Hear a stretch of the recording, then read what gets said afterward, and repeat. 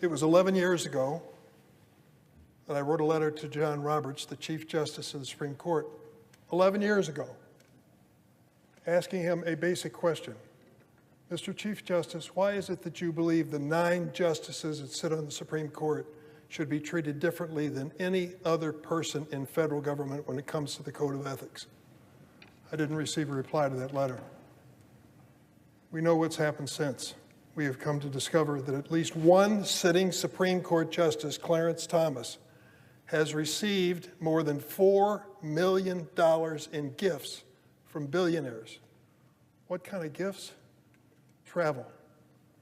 Jet airplane travel, travel on yachts, long-term vacations, worth more than $4 million, largely undisclosed to the American public.